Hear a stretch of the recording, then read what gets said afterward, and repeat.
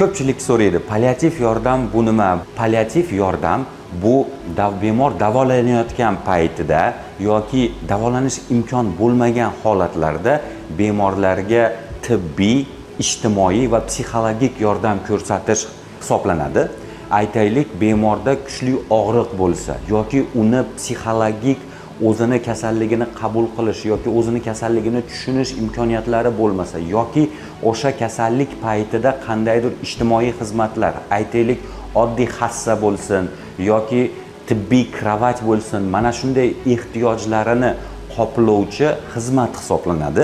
Palliativ yordam ba'zi holatlarda tuzatib bo'lmaydigan odamlarni azob-uqubatlarini yengillashtirish uchun qaratilgan xizmat hisoblanadi va bu hurmatli prezidentimiz tomonidan palliativ va hospis yordamini rivojlantirish bo'yicha qaror imzoladilar va bu qarorga asosan palliativ va hospis yordami O'zbekistonda tizimlashtiriladi va bu tizimlashtirish asosan raqamlashtirish orqali boshqariladi va baholab boriladi.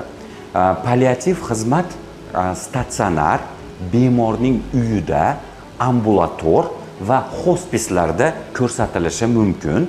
Demak, statsionar palliativ yordamni olish uchun bu ko'proq onkologik bemorlarda 4-bosqich bo'lsa ham, u insonlarga palliativ davo ko'rsatilsa, uzoq vaqt yaxshi sifatli hayot bilan yashashi mumkin.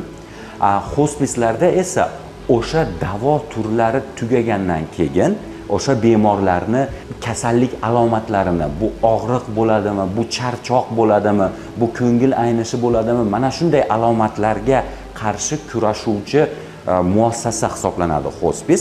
Bundan tashqari bemorlar ambulator holatlarda ko'p tarmoqli markaziy poliklinikalar orqali palliativ yordamni ham olishi mumkin va bu holatlarda nafaqat onkologik bemorlar, balkim boshqa kasalliklar, yurak-qon tomir, nevrologik va asab tizim kasalliklari va genetik kasalliklarga chalingan bemorlarga ham palliativ yordam ko'rsatiladi va 3-turdagi yordam bu mobil brigadalar orqali palliativ yordam ko'rsatish hisoblanadi.